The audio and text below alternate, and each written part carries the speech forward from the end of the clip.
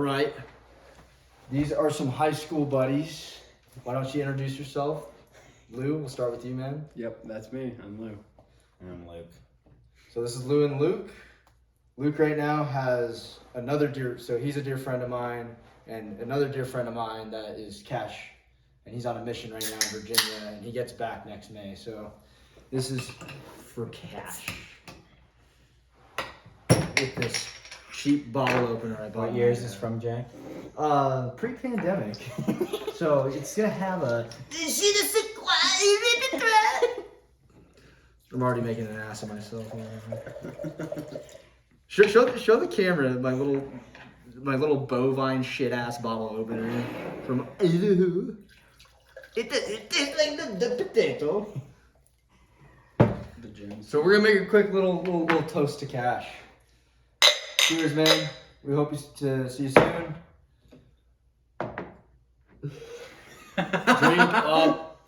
Drink up, lad.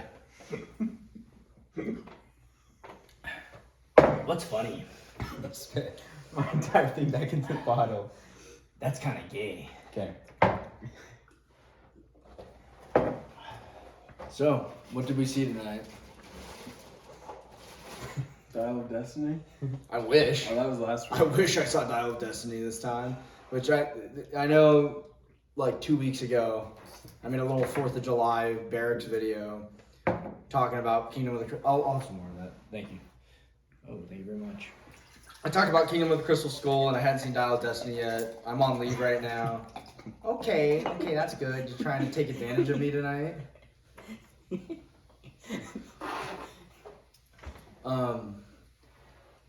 I'll talk about Dial of Destiny later in a later video, but to sum up my thoughts, I think it was good.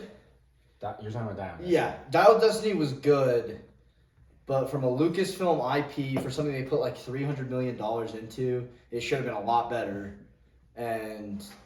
But it wasn't as bad as I thought it could have been. So it's this weird balance of mediocrity that I still liked at the end of the day. But we're not talking about Indy 5 tonight or today. Mission Impossible 7. Mission Impossible 7. What are you doing? Thank you. Mission Impossible 7, Dead Reckoning, Parte Uno. Yeah. So I get 2014 called. They want their shaky cam They back? want their shaky cam and they want their part 1 and 2's Hunger Games back. But I mean, Dune's doing it too. let's that again. Like it's weird how Hollywood's just repeating And trends. Fast 10 Part 1. Really? But I don't think they'll end up doing it because it flopped. Fast 10 did flop. Yeah, it's pretty bad. That's So fine. let's go around the little table and just be Okay, like. so Lou is brand new to Mission Impossible. Yes, I saw 4, 5, 6 in a week. And then I saw 7. I thought it was pretty good. I don't know what these guys are talking about. You I'm not thought good. Dead Reckoning was pretty good. I thought it was pretty good. We watched, what's it called, last night?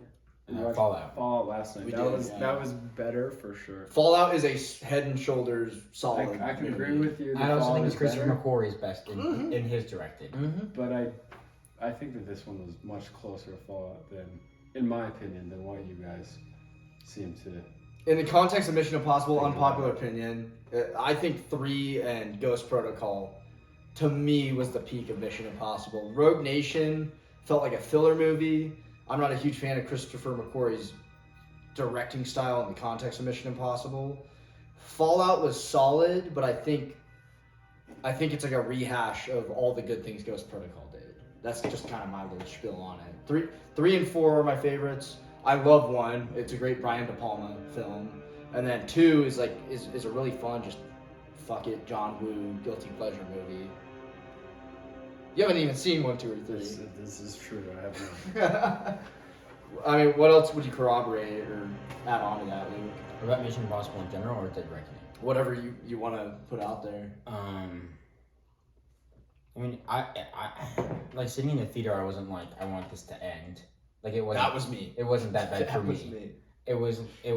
There were parts where I was like, I don't like this. I didn't really. I mean, the whole introduction of AI into it. I think it's That was a good plot point. They had a really strong plot point. So But I think they could, but like they opened with the AI in submarine, but I don't Yeah. think that was done well. Like, cause I think the scene was good. I think it was a good change up from the formula. Instead of showing Ethan on a mission, You actually like that aspect. I like that it introduces the plot device. I like that it has Ethan infiltrate the whatever American CIA, whatever, just military industrial complex bad guy meeting. When they're The thing I didn't like about it is it treated the audience like they were impeccably stupid, and they kept on zooming in on the person Ethan was masked up as every 5 in your seconds. head though, did you think it was Ethan? I thought it was gonna be the main bad guy. Yeah. So I was actually surprised when he took his mask off, but then I'm like, oh wait, no wonder they were zooming in on his face every 5 seconds with a Dutch angle, because audience is stupid, but like it was really compelling when he gassed the whole room, gets Eugene, CIA bad guy from the first Mission Impossible movie. Oh, what's his last name, bro? Jamie, pull that up. Louis. But The character of the actor. Okay, you just typed in 8 equals D. You literally typed in Mission Impossible, dick. Eugene, here, scroll down. Oh my. More, por favor. Yeah, working on it. he's not even the top Eugene- cast. Yeah, he's like such a stock character. Go. It says Angela Bassett's in it. She's a picture in the background. Anyway, wait. Henry Zerny. Go up. Yeah, that guy. Click on him. Agent. Scroll down.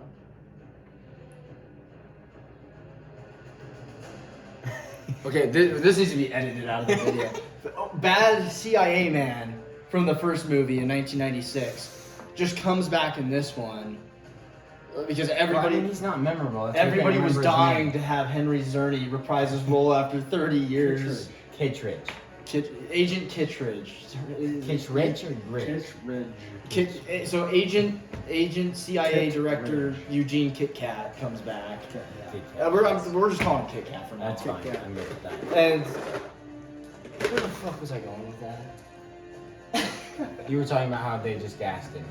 That's a really good scene because he's explaining his side of the story of like this is a realistic. We're being realistic about this. If Russia, other European powers, or like the China, this whole video might be drowning out with the audio, but if any other superpower or even aspiring superpower gets a hold of this, game over. They win, and we're all at their mercy. And I think that's cool that he makes his case. I think at the very somewhat. I mean, we're recording this on what's the date, Lou? beginning. The 18th. It's not the 23rd. It's the 18th. Okay, so 5 days away from Oppenheimer coming out, which we haven't seen yet. We'll talk Existential threat of nukes. Yeah, I think we're now in the new day of where AI is coming into play, 100%. and I think that like similar to what they did in No Time to Die with James Bond, where they had the virus. But yeah, that was cool. Like, we're now talking about things that are like actual real world threats, and we've seen like go into play. And I think AI is going to do that in the future. So I liked that aspect of it. Yeah. And I think it's really realistic to some degree what they did. Yeah. I think, I mean, obviously. What wasn't realistic was 40 minutes of car chases that could have been cut out of the movie, like how 25 minutes of car chases could have been cut out of Indiana Jones. Like that's a new Hollywood trend that I've seen of like, let's just insert car But chase. that's not a new thing for Mission Impossible. Having watched the last two it's days. just formulaic now. They're abusing and spamming the formula. And like these are like I love Tom Cruise. He's a great actor. He's actually very inspirational to me. But like I gotta call it out for what it is. These Christopher McQuarrie, Tom Cruise, Mission Impossibles of recently have been like just vanity projects of like, oh, I'm pushing 50, I'm pushing 60. You think that's all it is? Dude, these movie budgets are almost $300 million of these last few Mission Impossibles.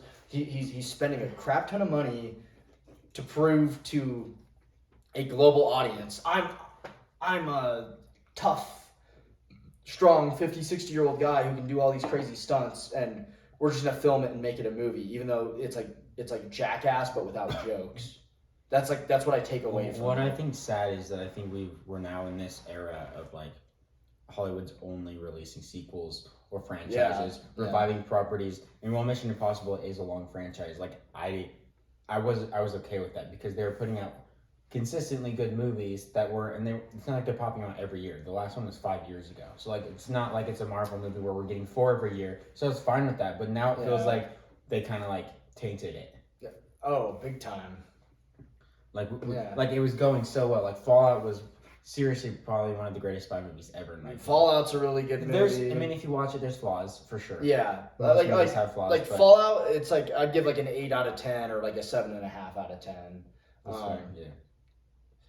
3 is not a perfect movie. I'd give like maybe a 9. Ghost Protocol's like a 9.5 out of 10, I think, because it has Brad Bird's. You know, you ever seen The Incredibles? Yes. It has Brad Bird's. You better not be fucking lying through those braces.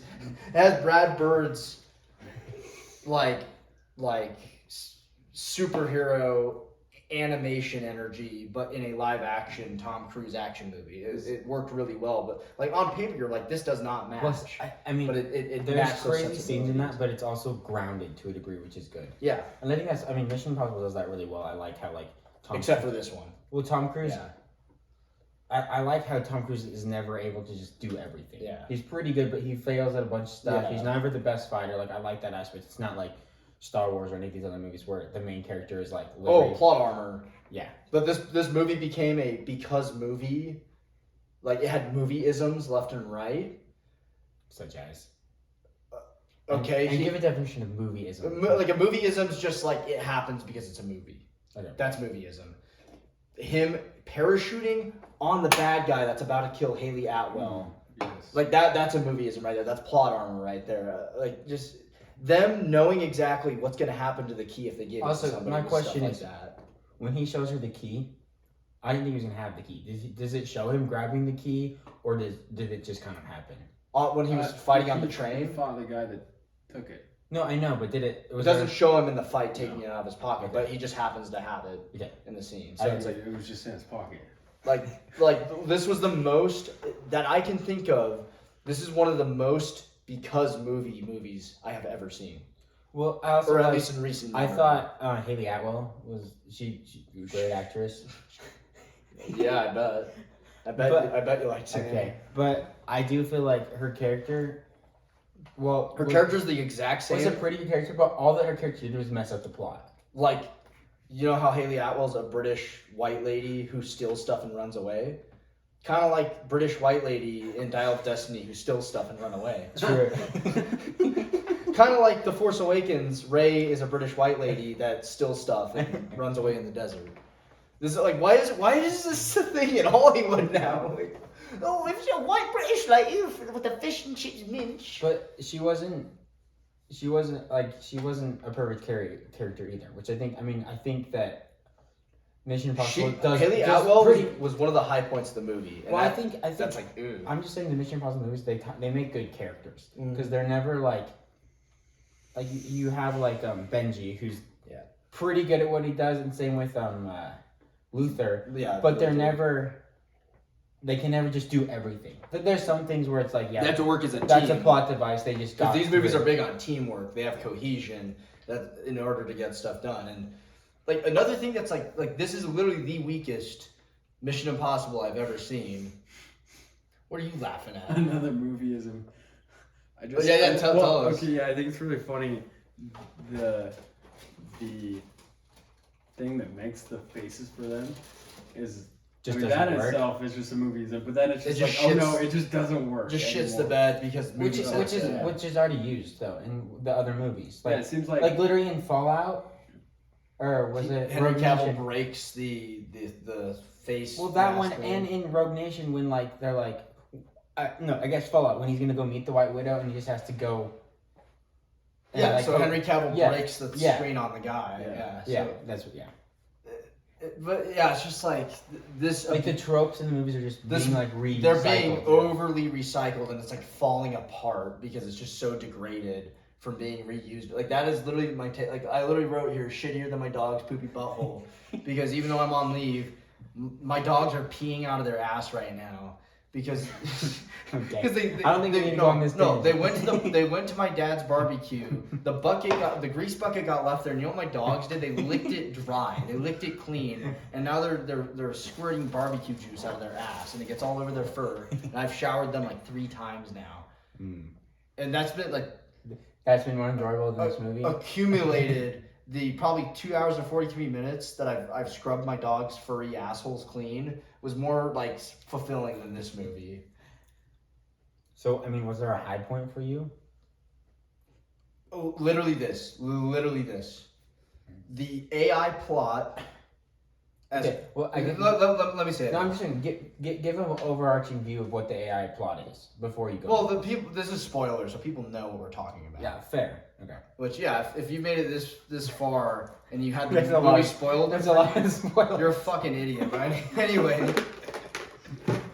Anyway, what intrigued me was me, being in the Marine Corps, it's Department of the Navy, blah blah blah. I've been on I spent my whole last deployment. I lived literally 7 months on a warship that smelled like shit and fish the whole time. So it's like seeing a submarine was really cool. I like stuff like that, like naval warfare stuff, because like I've actually had experiences like that. So seeing a Russian submarine was really cool. What was really not cool is that they couldn't just have them speak Russian with subtitles. They had to And so some of their actions were horrible too. yeah, the accents were laughably bad. It was like Harrison Ford in K-19 Widowmaker trying to talk Tom Russian Hanks in any movie with an accent. Literally. So before I get too lost in the woods for the trees, freaking what I liked was barely a handful of things, maybe 3 things. The plot device of the AI, the sequence of the submarine, the Sevastopol, which was an imperfect sequence, but still liked it. And then the scene where he goes And I liked how you were like, how is this? What's going on? And you could like infer that maybe there's AI involved because I mean the way and they you can show technology in movies. They let the bad guy of the movie, not the Latino guy, but the CIA Kit Kat man. Yeah, Kit Kat bad guy American man. Yeah, Kit Kat. He's like, look, we are controlling the truth. It's basically a rat race of look. This might not be fully ethical, but I need you to shut the hell up and understand this is a rat race. Do you want the Chinese? Do you want the Russians? Do you want the Germans or the Italians or the British or the French to get their hands on this? No, America needs their hands on this. Like that's a fair enough, although not ethical, that is a fair enough explanation of like, okay, I see this guy's position. It's a rat race. They need to get their hands on this technology, like the nuke, before anybody else does. And it's like, okay, that's respectable. But literally right after that, we have this stupid airport scene. They set up the gravity of that office scene when they get gassed. Immediately afterwards, they're in the airport dicking around with their like Marvel, their Marvel. Are you talking about humor. the guys that are said to go to Ethan? Well, that becomes repetitive too, because I literally turned to your mom or Jackson in the movie and I'm like, I have a strange sixth sense or feeling that the rest of this movie is just going to be a repeat stuck in a schizo loop of like every set piece is going to be a chase with the two CIA guys chasing Ethan Hunt and his crew. And it was literally that for the next 2 hours. Yeah, the CIA guys, they just show up in every scene and they don't really do anything except maybe cause a little tiny problem for Ethan, but and then they kind of help him by the end of the chase, which is... Well, Jackson was saying that, like, our other friend Jackson was saying that he goes, they're setting up the next IMF. So maybe they'll end up in the next movie just saying, like, these guys are part of the new IMF and hope at the end of the series. Because, I mean, I hope they are. I hope this is the end, but, you never know with Hollywood. And I was happy when the movie ended.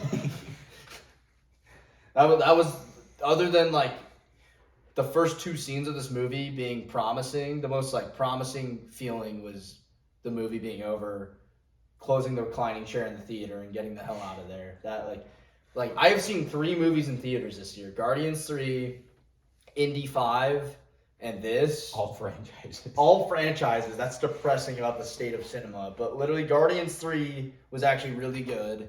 Indy 5 I liked, and then this, with the most promise it actually had, was like just a slap in the face. Because it's trying to be like John Wick 4. It's trying to be like it's trying to be like one of the newer John Wick I movies. feel like this. And it has like its stupid Marvel humor in it. And it also has like, it's just a hodgepodge of repeated formulas. And they're like, well, Tom Cruise is action man. He'll make it work. They literally applied that meta reasoning to the movie itself. Like the actual making of the movie I itself. will say, one of my favorite scenes was the train scene when they're having to climb up the train. When the CGI wasn't looking laughably bad in it. Yeah, I mean there was definitely some CGI issues, but like I actually thought it was a decent, good scene with stakes. But I do think that they, like we were talking about earlier, they overhyped the motorcycle scene over and over and over. And like I thought it was going to be this amazing stunt, and you'd seen the videos on it, you saw the trailer, it looked amazing, and then in the movie, the CGI was overused. Yeah. And the jump was like underwhelming because they oversold it for the marketing. And I feel like maybe I'm wrong, but it feels like he jumped and then they cut it to with him just doing a real parachute jump. Yeah, but there's a cut in there that shouldn't have been. It would have been easier. It would have been better if he just fallen the whole way. And then yeah, after you get a real like parachute, like him, like you can see his face rippling. He's actually like falling at crazy speeds, at crazy heights. And then like 3 shots later, you can tell there's like a green screen incorporated in the background. He really did the stunt, and I'm not discrediting that, but the editors or the directors screwed him over because within a minute of him actually getting off the motorbike into the air, CGI is already incorporated into it. Of him like crashing into the train or parachuting his way into the train, and then it has a movie as a moment of like him. Well, it was just like it was supposed to be his like climax, like it was the big stunts in the movie, like the Halo jump in the last one or the Burj Khalifa scene, and it was just very rushed. Like most of the scene was like on the train, and then with little cuts of him just motorcycling up a mountain, and then you finally thought you were gonna get to this peak moment, and it just kind of fell flat for me. Like, yeah, 100%. Do you have a high point? A high point of the movie? The movie? Obviously not Elsa dying. Lou was very distraught. I felt nothing with her dying because the movie it just foreshadows it too much. That's true. Yeah. That's well, true. literally, Luther says. What did Luther's line say? Like, literally, one of us is gonna die. We're like. Yeah, he said. Yeah, they say and that. I lean over and I'm like, I like, think he's gonna die, and Lou goes, I think Elsa's. They say that one of the two of them have to die like 6 times. Yeah. 20 minutes before she actually dies. They're not going to kill the character they introduced 20 minutes Exactly. ago. It's like, you know that Family Guy? There's a Family Guy Star Wars parody of they're in the Millennium Falcon, like Peter and the rest impersonating the Star Wars characters. They're in the cockpit going through the asteroid field in the Millennium Falcon, and Peter says a funny like line of like, "Oh, relax, none of us are gonna die. All the main characters are in this scene."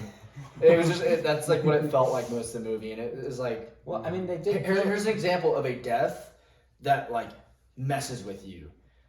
In Dial of Destiny, when that snotty British girl is like, so what would you do if you could turn back time or like do whatever you want with the dial? He said, I would go back and tell my son not to enlist because he dies in Vietnam. And you're like, yeah. Like in the theater, you don't find out that he actually died in Vietnam until then. And you're like that's literally like when I was in the theater and they say that, like I heard people drop their popcorn and be like, whoa, like this is a fun Indiana Jones movie, and this guy's talking about like I want to time travel to see my dead son again. Well, I also feel like, speaking of pictures, was her name Angela Bassett? She's a CIA director. The black chick in Fallout. Did you see her picture on the wall? Yeah. Like that's weird.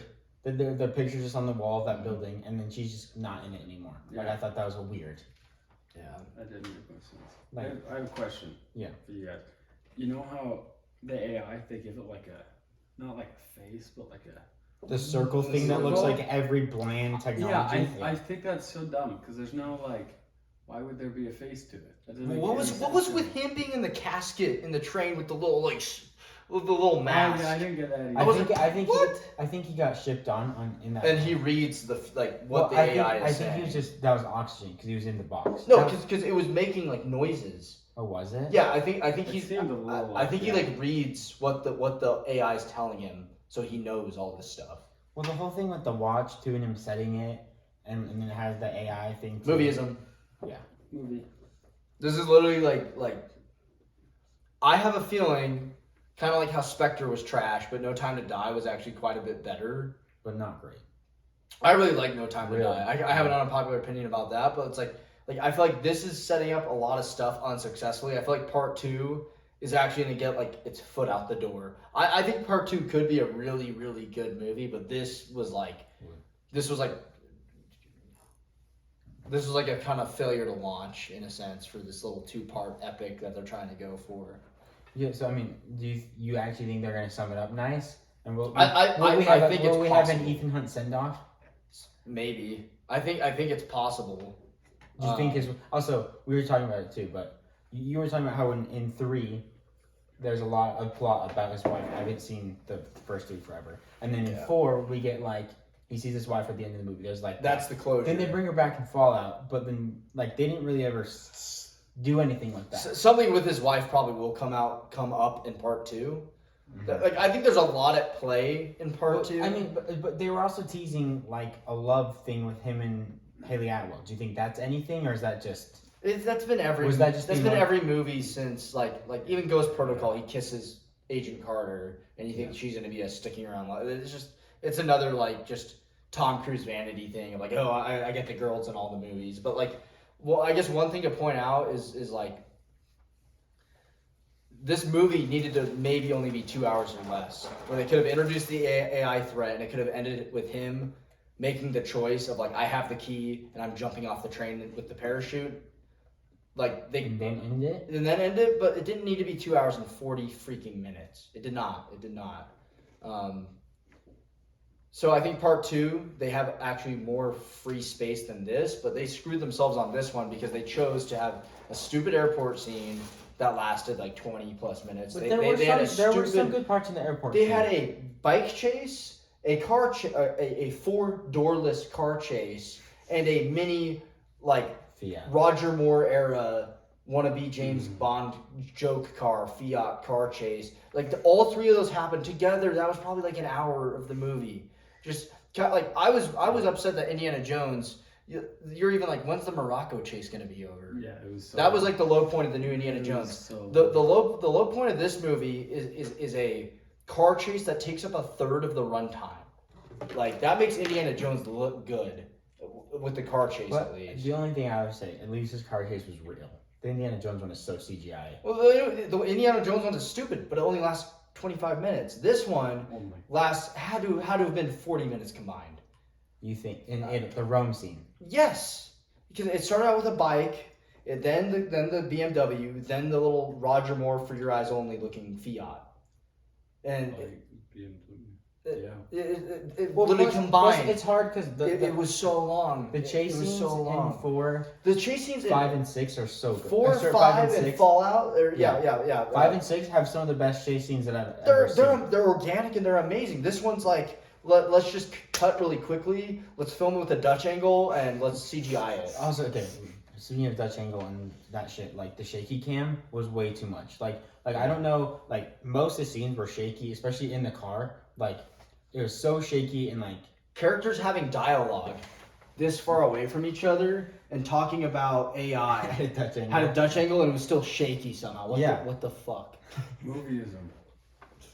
No, that's just autism. I'm Tom Cruise. You're Haley Atwell. Oh no. We're stuck together with these hands. Now I'm Tom Cruise. I can't drive. It was so dumb. It was so stupid. It was so dumb. Yeah, I hated them making a plot point out of Haley Atwell not being able to drive. Yeah. Well, I guess it kind of made sense. I don't know.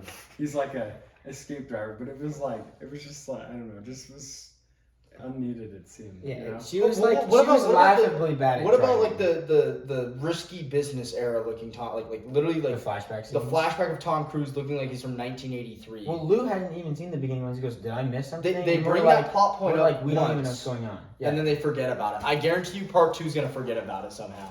I could see them like actually forgetting. It was just trying to give. Like, I mean, I think to some degree it's kind of cool introducing that history about Tom Cruise.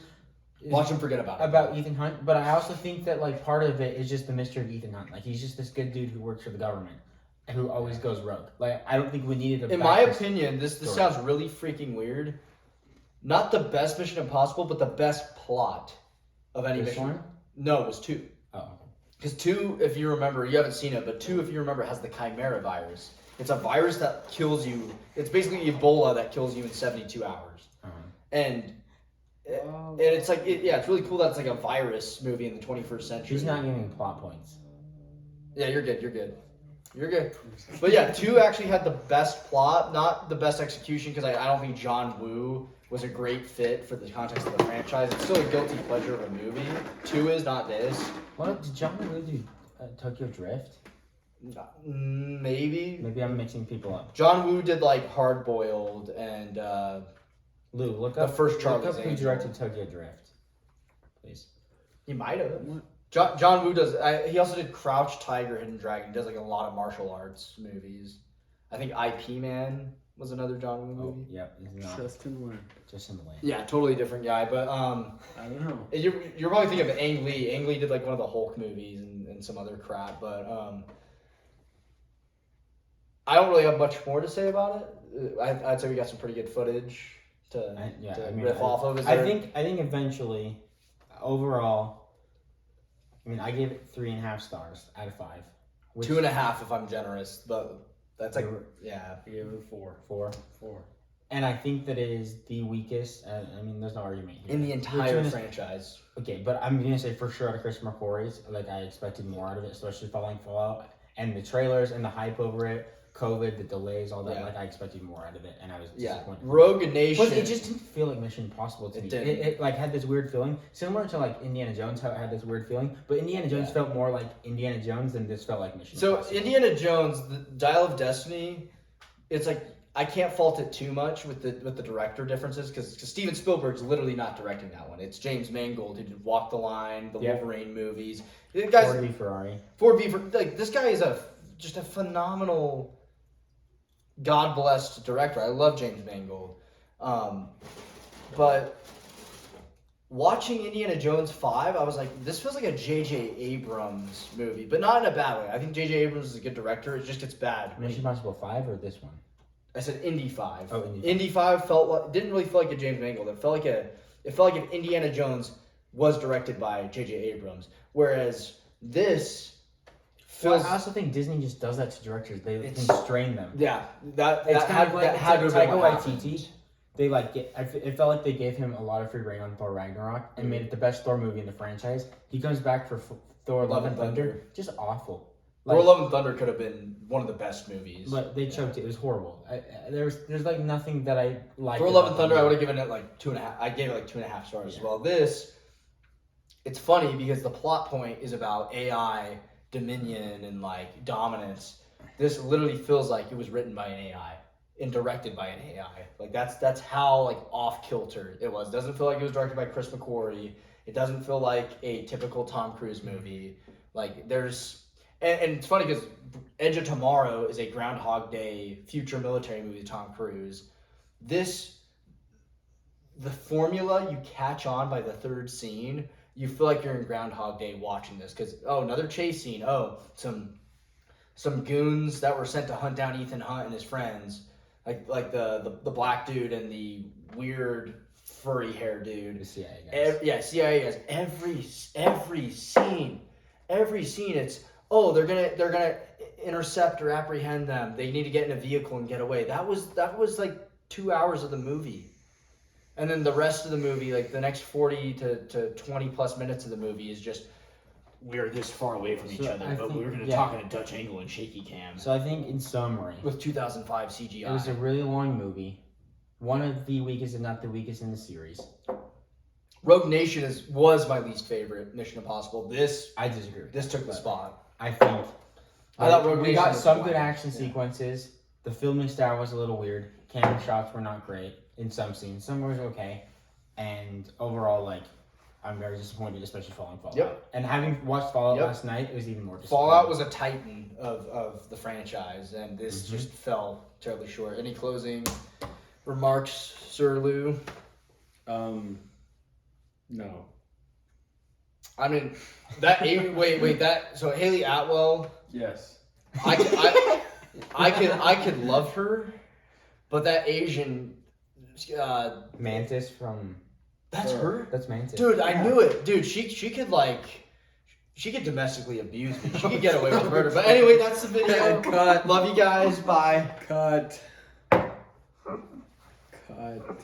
Here, let's see how the video turned out.